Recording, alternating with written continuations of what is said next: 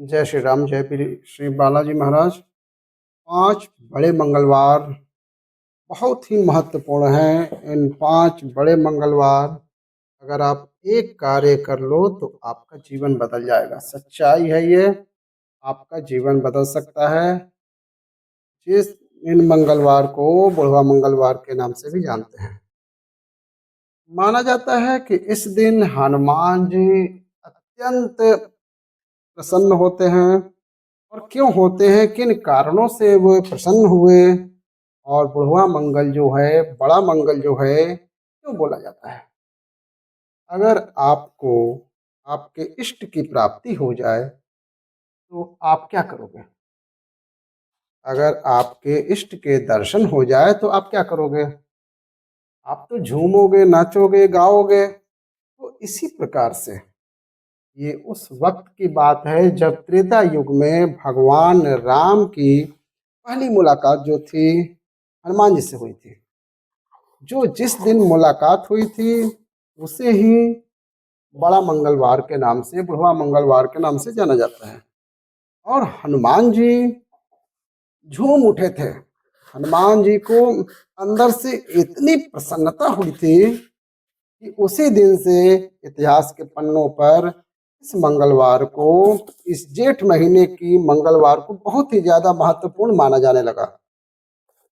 और हनुमान जी के जो भक्त इन मंगलवारों में हनुमान जी की पूजा करता है तो उन्हें हनुमान जी की कृपा जरूर प्राप्त होती है।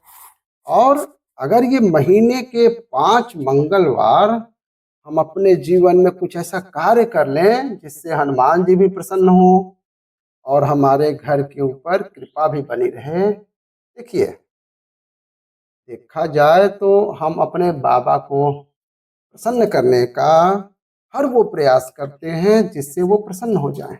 लेकिन अगर कुछ ऐसा समय आ जाए जिसमें सोने पे सुहागा कार्य हो जाए और जिसके अंदर आपका कार्य भी बन जाए और बाबा भी प्रसन्न हो जाएं, तो वो समय ये है। अगर आप हनुमान जी की सिद्धि करना चाहते हो तो ये समय आपके लिए उचित है। हनुमान जी की कृपा प्राप्त करना चाहते हैं तो ये समय उचित है।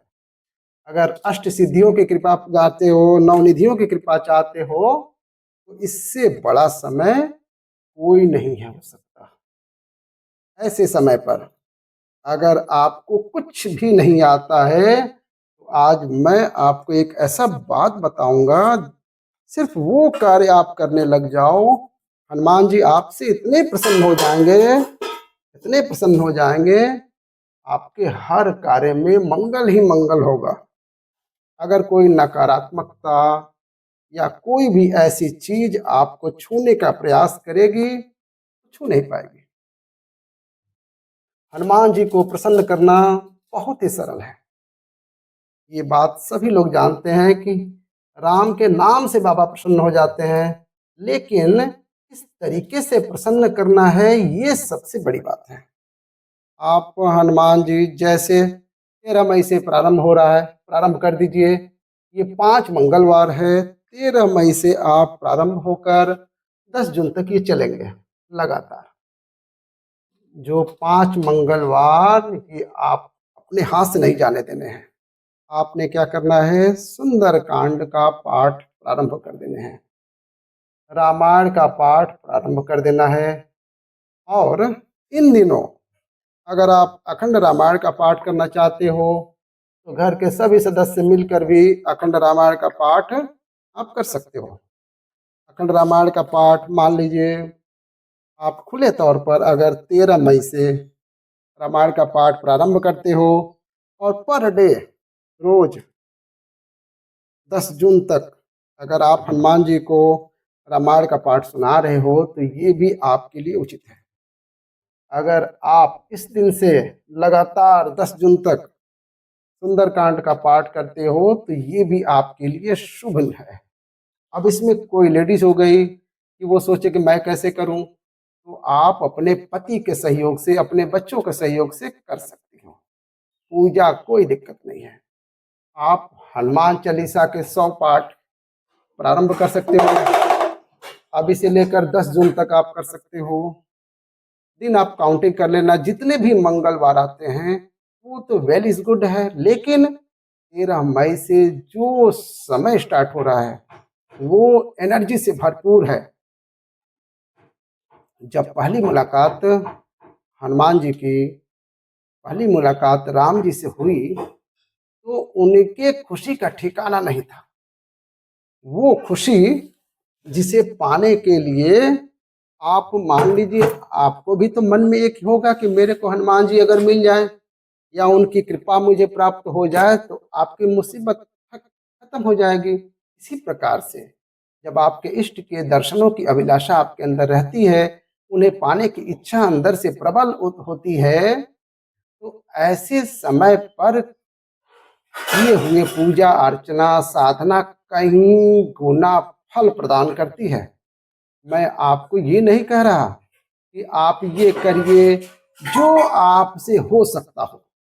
मान लीजिए आप हनुमान चालीसा का पाठ कर रहे हो या राम स्तुति का पाठ कर रहे हो, आप रोज 11 राम स्तुति दे सकते हो। डेली 11 राम स्तुति प्रभु श्री राम के चरणों में आप ध्यान करके, हनुमान जी का ध्यान करके, उसके बाद राम स्तुति का जाप कर लीजिए लगातार। आप 10 तारीख तक लगातार आपने जीवन में राम रक्षा स्तोत्रम का पाठ कर सकते हो।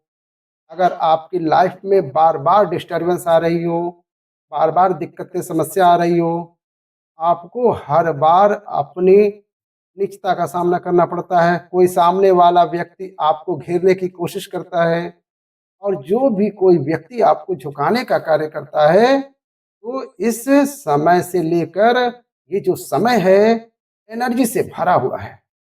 धरती तपती है ऐसे समय पर, धरती तपती है ऐसे समय पर। क्यों?